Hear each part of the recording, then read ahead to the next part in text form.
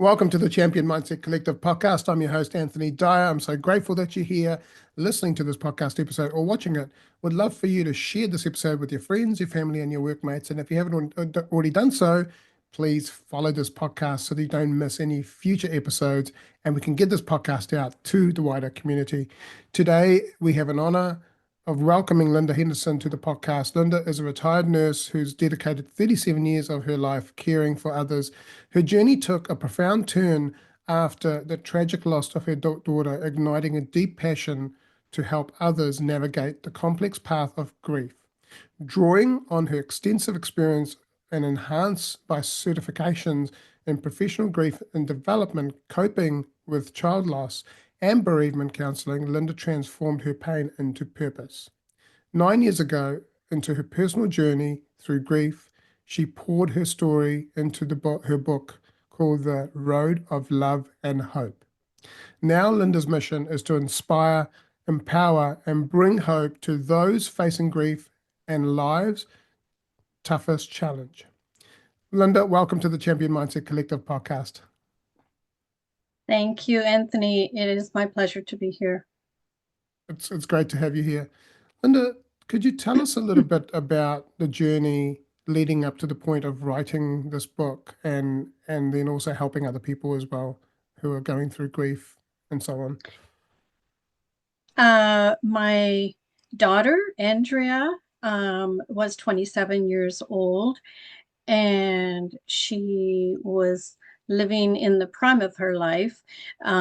She had every girl's dream, this wonderful wedding that, of course, parents helped her with, and met the love of her life and married, and they had purchased a house. She had a 2-year-old little boy.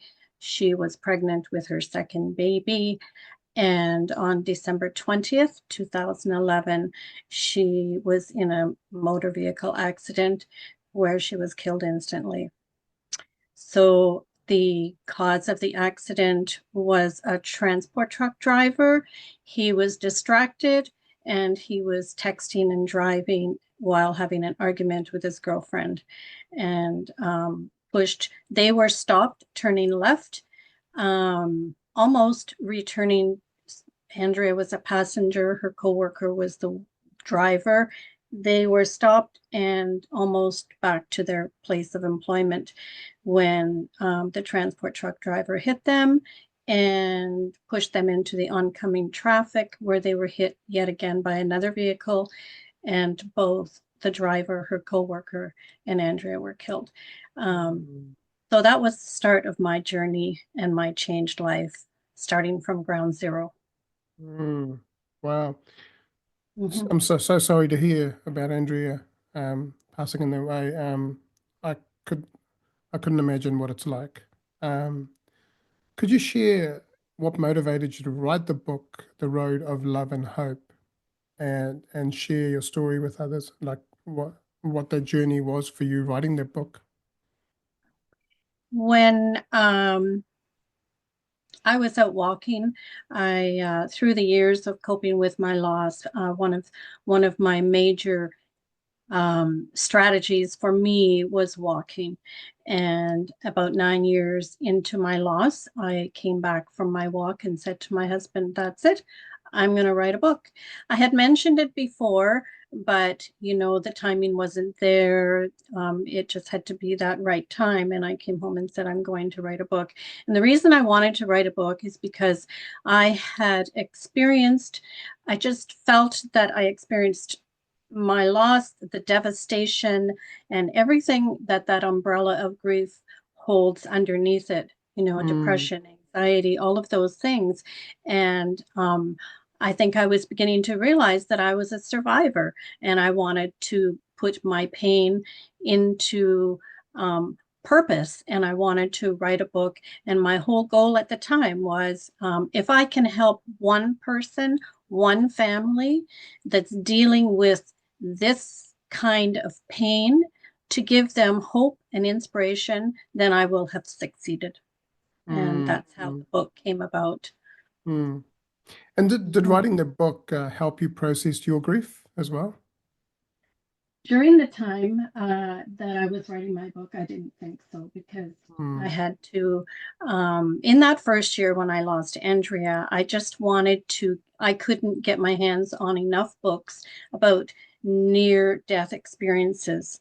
I just, I was born, raised in a Christian home, believed in heaven, and I just wanted to know where she was, and I wanted, that confirmation of heaven. And so, one of the books that I read was at that time, I was about 6 months into my journey, and it was written by a psychiatrist who had experienced the near death experience. And I thought, oh, I've been a nurse. I can deal with all this medical jargon. That's no problem.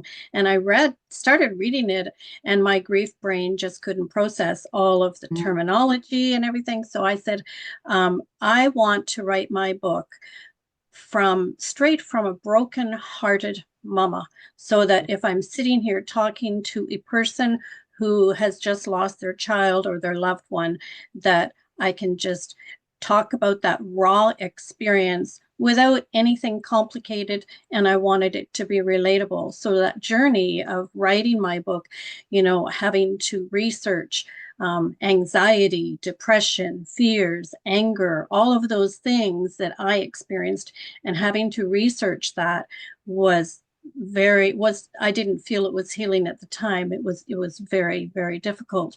And there were mm. days when I would be writing and my husband would come home for lunch, and I was just, be still in my PJs, and at the end of the day, have a quick supper and go to bed. I just would have to, quit for the day, and just give in to the grief. It was hard reliving every one of those emotions so that I could properly describe what it actually felt like. And so I didn't feel the healing process then, Mm, but now I know that it was the best thing I ever did. mm. It gave me a new sense of direction. It gave me a new purpose to reach out to other people, to give again the hope and inspiration that if I can do this, you can do it as well. Absolutely. So it has been a healing journey for sure. Yeah.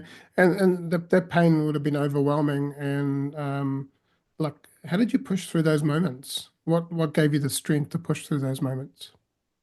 Well, in the early, in those first few days, months, weeks, I can't really tell you. I do know that my husband took a month off work, and I was highly medicated and sedated, and I was just like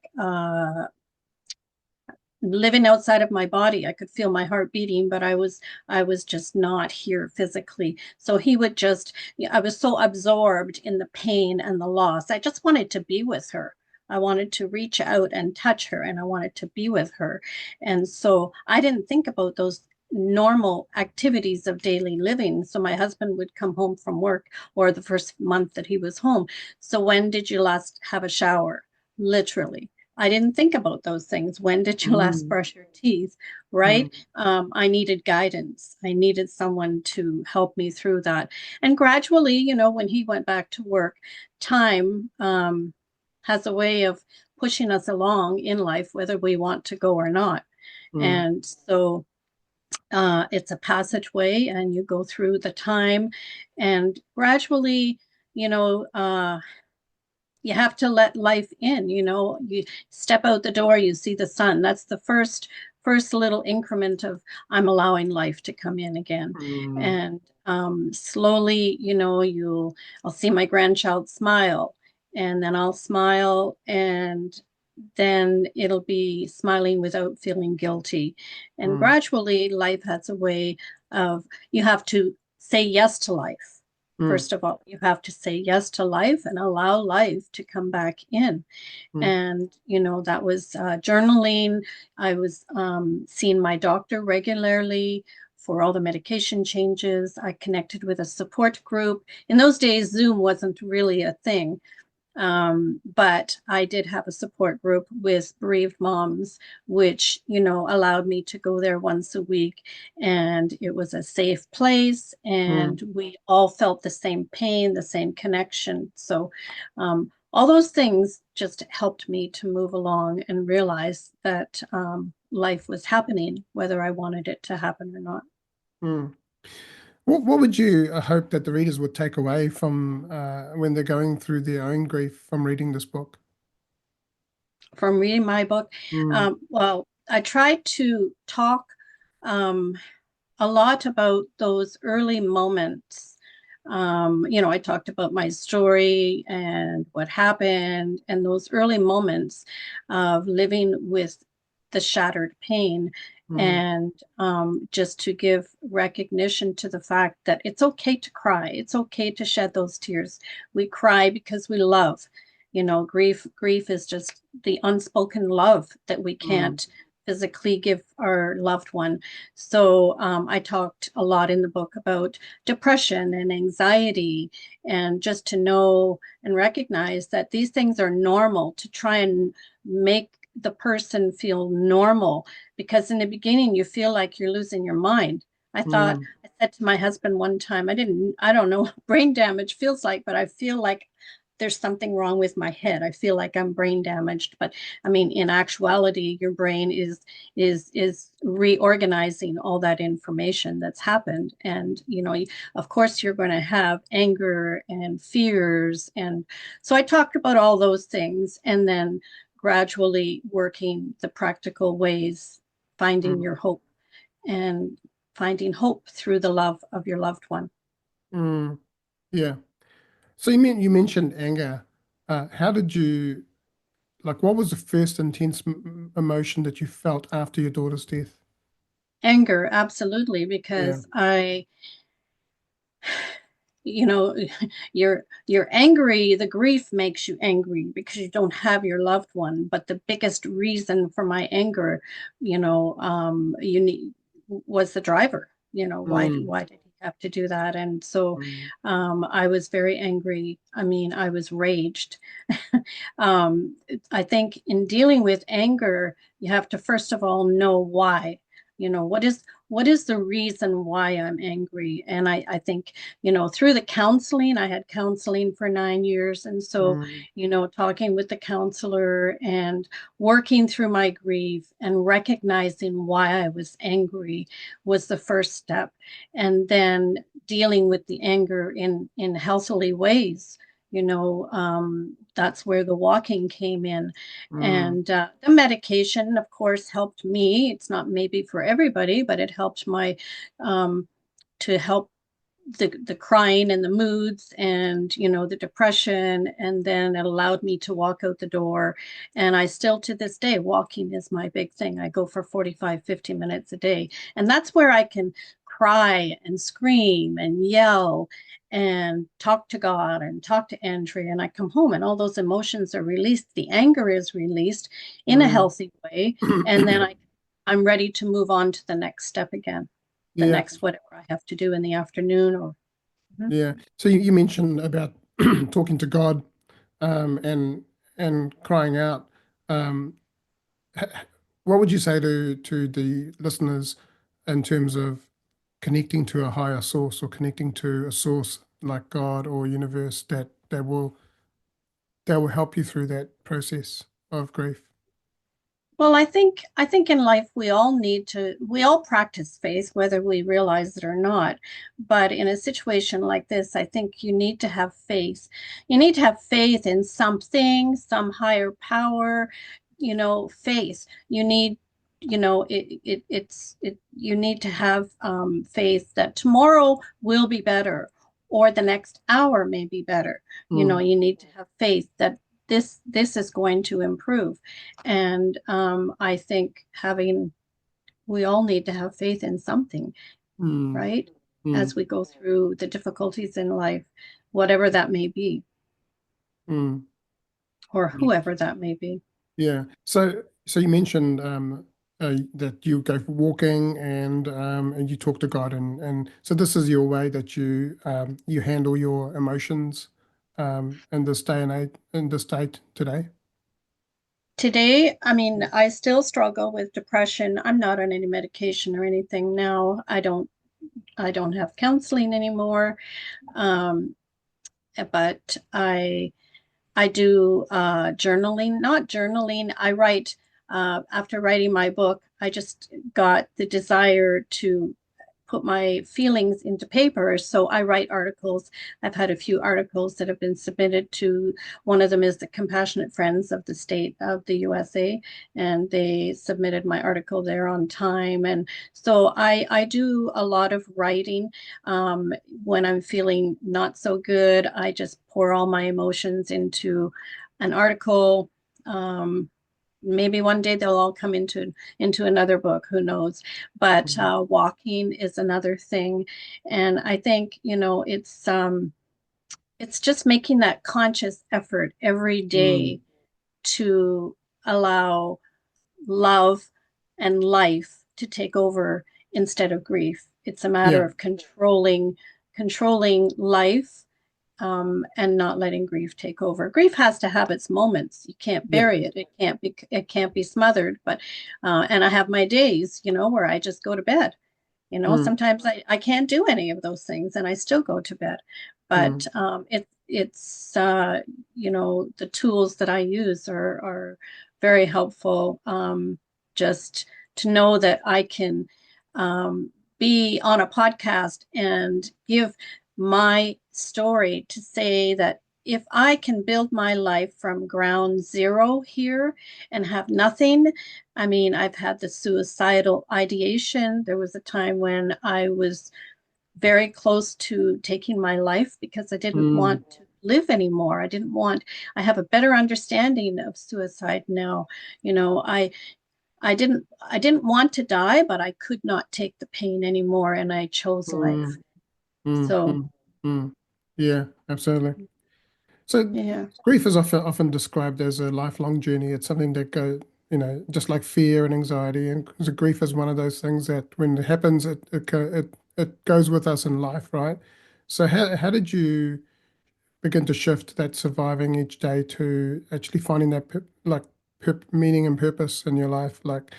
What like was it the book that writing the book Yeah, was in that the in what in gave you the writing my purpose? book, and doing all the research and just reading more, all the information and research and whatnot, I just I realized that love is eternal. Mm, The love and bond that my daughter and I have is eternal, and it's untouched by death. And that love is what keeps me going. That love and honor. Every day I live, I honor her. It I go outside and I enjoy the beautiful weather and I mm, talk to her and let her know about how beautiful the day is. I go to mm, the beach and I feel the water and the sand in my toes and I say, Andrea, feel this. Like, this is wonderful. I'm doing this for you, sweetie. Right? So I live my life for her, the positivity of her. I know she mm, would want me to. mm. Sure. Thank you. So, what when you were doing nursing, that how did that play? Like, how did you get the understanding and also being able to navigate grief, like from your experience as a nurse?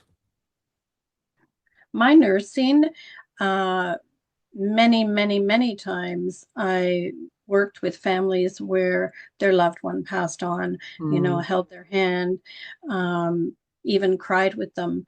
But at the end of my shift, I could go home and I could say, that was terrible. That was a horrible experience, but it wasn't mine. So my nursing did not help me at all. I don't think mm, one little bit. How mm. could I ever be prepared for No. losing a child through my Mm, nursing? I mm, knew of death. mm. I knew of death, but when it came to me dealing with my child, it There was no. I can say Yeah. it was as though I didn't have a nursing career at all because it's Mm, now my life. mm, You know, mm. it, So, what it, have been some of your biggest lessons you've learned about life and resilience through this journey? Grief has taught me a lot of things. It's it's very ugly. It's a messy process. You have to allow yourself to feel all those emotions. But as time goes by, you do learn.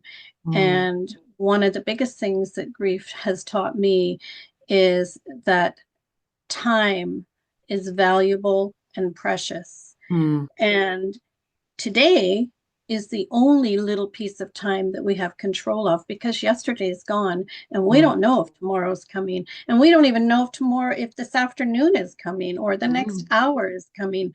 So I take life and enjoy the today moments. And that's what grief has taught me. Grief has taught me to have a better appreciation for nature, for life, mm, right? mm, I get joked.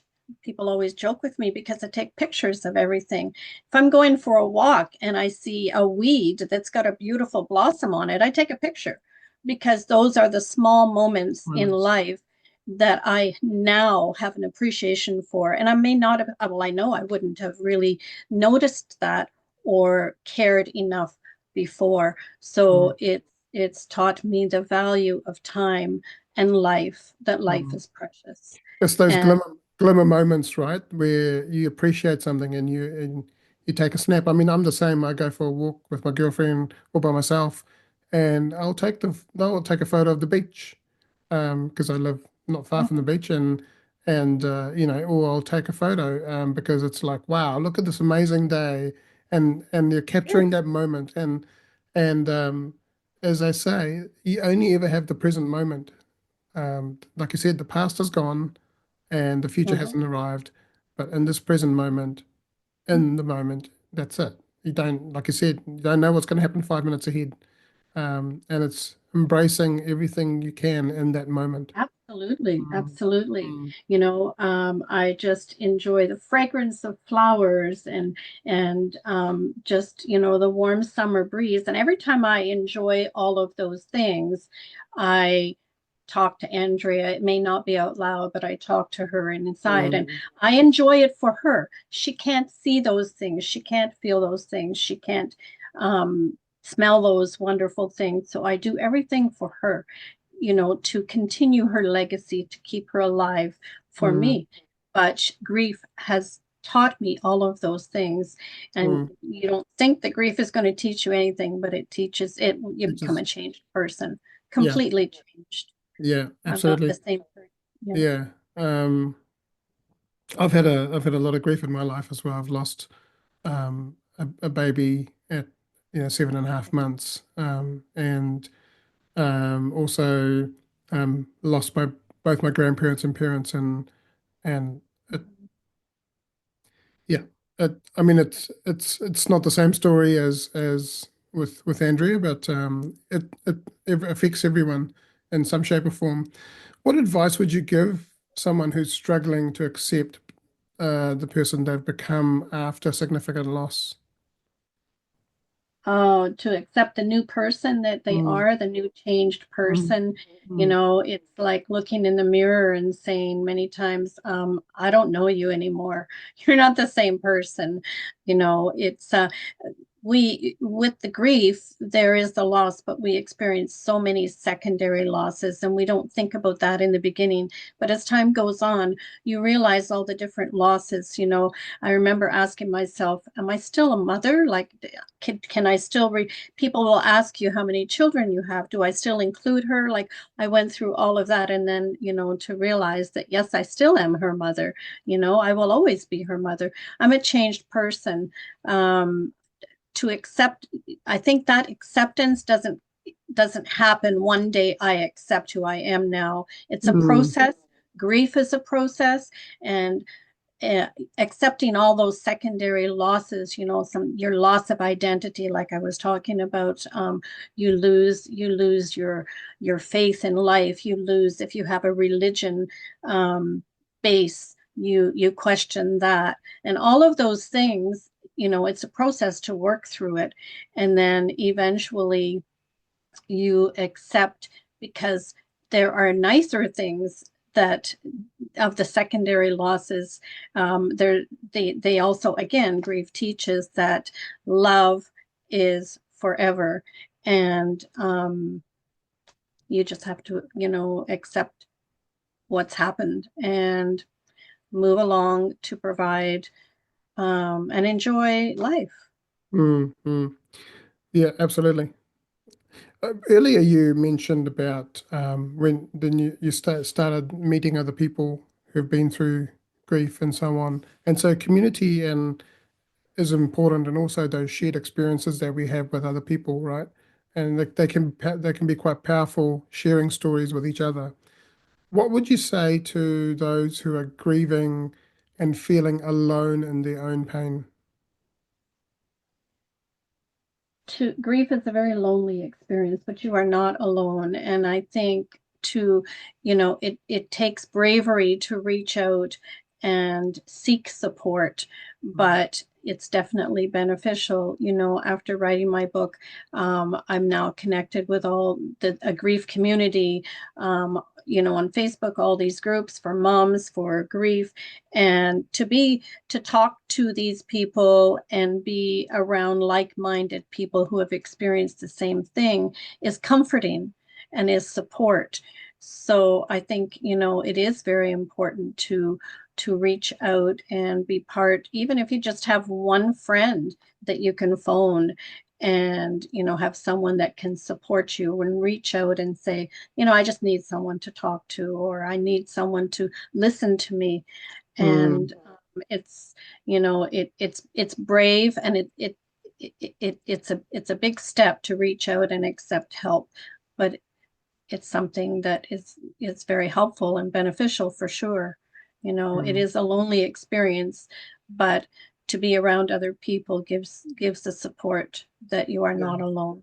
Yeah, and that will take time to be able to from the time that you feel the grief to when that moment when that situation happens to actually being able to reach out. And what are some of the like if people are hesitant in reaching out, what could they do, or what could someone do to help them?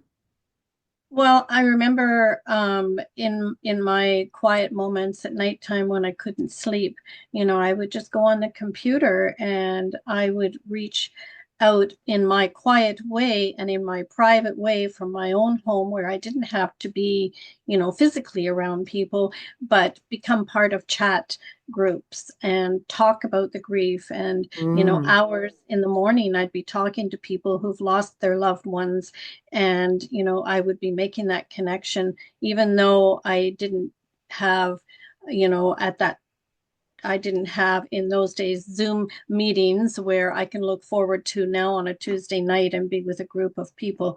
I would definitely encourage reading. Like, mm, reading is helpful, but it's nice to be able to talk to someone, and that's what I did. There were lots of groups online, and I would encourage people to definitely try to do that, because there's healing when you can share your stories yes, with other absolutely. people and Yeah, share your pain. yeah. So why do you feel it's so important to create these spaces for open conversations about loss and grief? Um, it's supportive for the person that's feeling the pain, but I believe that society says, what do they give you, 2 3 days off work now when you lose a family Really? member? Wow. Something like that. I don't know what it's like there. I think 3 days we get here. If you're Mm, working and you have a family member that passes, 3 days off and then you're back to work. Society gives the message that, okay, you've suffered this loss, but life goes on and you have to just get back to life as it was before. But that's mm, not the way it is. I think society needs to hear this sort of thing, people talking about grief. And, here I am 12 years later, still talking about grief. And yes, mm, I'm still suffering. And yes, I still suffer from depression and anxiety and fears and all of those things. Um, Grief doesn't go away, it's part of no. you forever. Yeah. When I was writing my book, I had to include, I guess it's kind of a humorous part. I have a little Yorkie dog, and he was a puppy at the time, and he really, really hated to wear his harness to go for a walk. I'd put his harness, I'd have the harness in my hand, and he would just run away and didn't want that harness. But once I put the harness on him and took him outside, then it was like, oh, there's a whole world out here to explore. And great. And so that's how I look at grief. It is now part of my body. Mm, It is in every cell of my existence. So I just have learned, you learn as time goes by how to live with grief. Grief and love cohabitate in your heart. And so I put on my harness of grief and I go out into the world and I enjoy life, even with my grief, mm, because it yeah, never goes away. yeah. So, apart from your book being published and people reading it, are there any other things that you're doing, like events that you're speaking at and so on? I haven't gotten into the speaking as, as such yet. I am going to be doing a summit in January, the very first one. So I'm Mm, excited about that, and I'll be able to speak about grief and hope. I have been going to our local stores. I don't know what you call your bookstores. They're Indigo Bookshops? Yep. bookshops. Indigo is one company, right? And so they have their stores throughout the different areas where I live, and I go and do book signings. And so I'm out there in the community talking to people, and Mm, it's very enlightening and interesting and healing to talk to people about my story, but to also hear their stories. And mm, sometimes it doesn't even matter if I sell a book, it's just the experience of being out there and still, again, talking about grief. That, yeah, it needs to be talked about. It needs to be, people need to realize that it's not a hush hush. So I mm, go to the stores. I'm doing the podcast. I'm writing articles. I have one that's submitted to, like I said, the Compassionate Friends of the States. And then I have another one that's submitted through Substack, which is another mhm, online, that one. mhm. I have an article there, and there's another one going to be put on there now for the girl, and it's for grief through the holidays and coping. How do you cope with grief through the holidays, Christmas, and Mm, Thanksgiving, and so I'm looking more towards writing articles and submitting them to different magazines, yeah. and just to get the knowledge of grief out there and to try and make society understand that it is okay to still grieve years Mm, and years later. It mm, doesn't go away.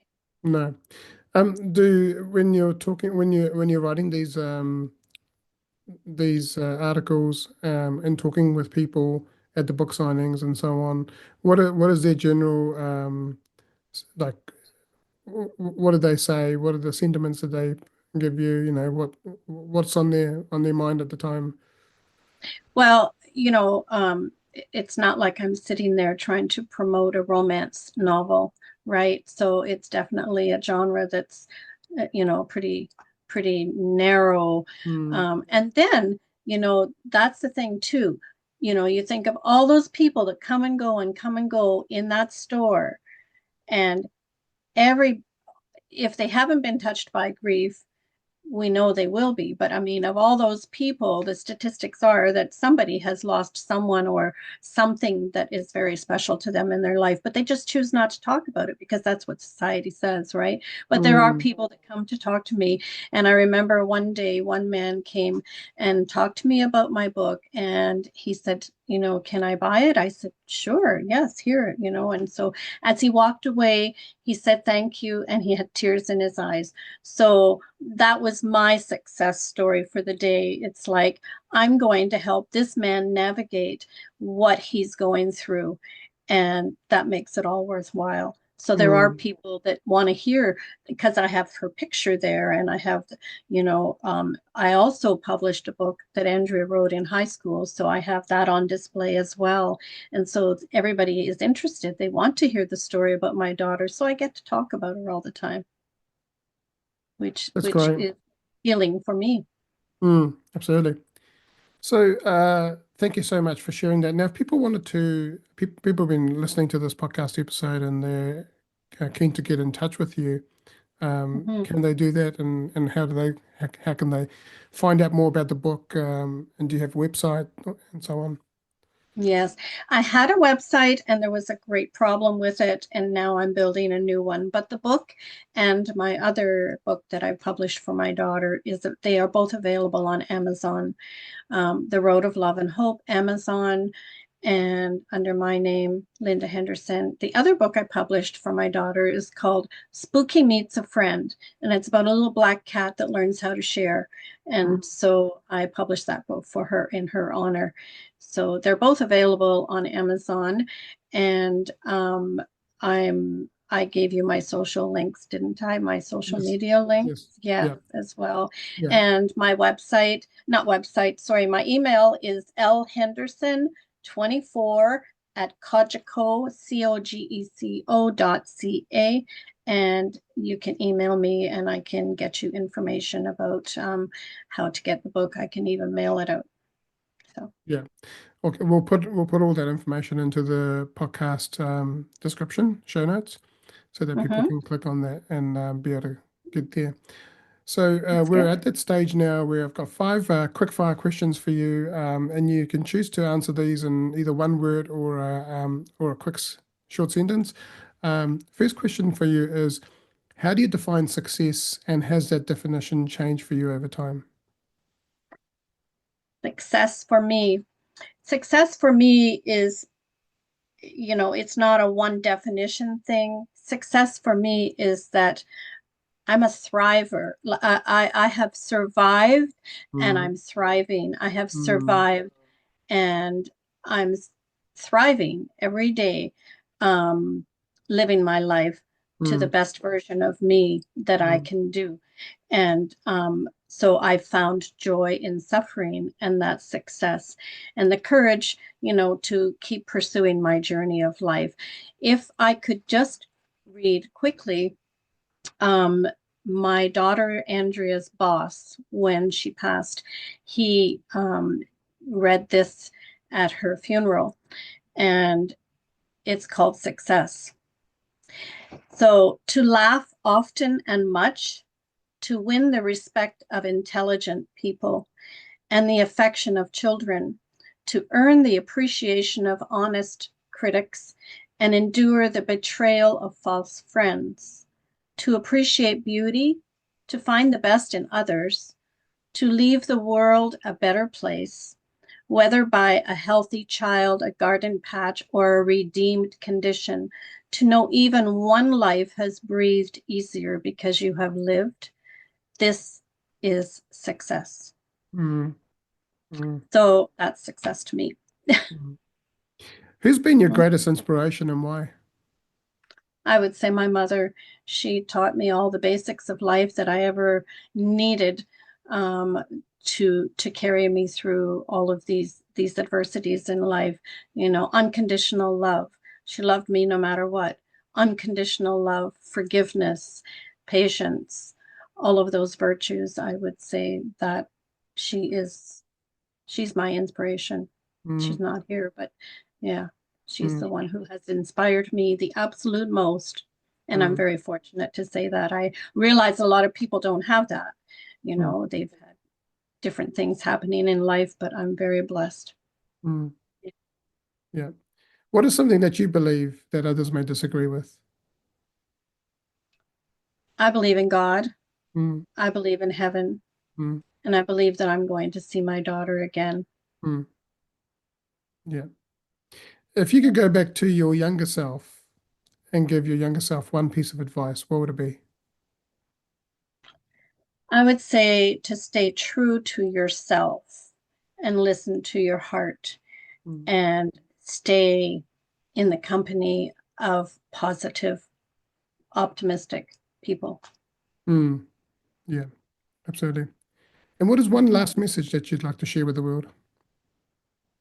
My motto that I pretty much have created is embrace the moments Mm, because, again, we don't know what's going to happen tomorrow. So embrace the moments. And those moments can be, from I'm not crying and I can have a drink of water from those early days when you're in grief, or embrace the moments of nature, embrace the moments of life, cherish the memories, because those memories are moments of time that we had with our loved one, or the memories of a special time in life when you were healthier or happier. Embrace the moments, cherish the memories, and by doing that, it gives hope for tomorrow. Yeah, absolutely. Well, thank you, Linda, for joining us today on the Champion Mindset Collective podcast. It's been a pleasure, and I wish you all the success, and also helping people out there who have gone through grief. And if you've been listening to this podcast episode and you've been inspired or you've been touched by what Linda has shared and you'd like to get in touch with her, please do connect with her. And there'll be links in the podcast description. And also, if you'd like to get in touch with me, feel free to. I'm also running a 5-day challenge on the 25th of November to the 29th, which is around, it's called Shift Happens. And it's really helping people going through these transitions in life, but also in the workplace, because change is constant. It's inevitable. It's always with us. So there's a link. Join the challenge, and I'll see you on the 25th. And if you haven't already done so, please make sure that you share this episode with someone that may benefit from listening to this, your friends, your family, your workmates. And please follow and subscribe to this podcast so you don't miss any future episodes and we can get this podcast out to the wider community. Lastly, I just want to say you are loved, you are worthy, champion your life, champion your greatness, and have an amazing day. Thank you.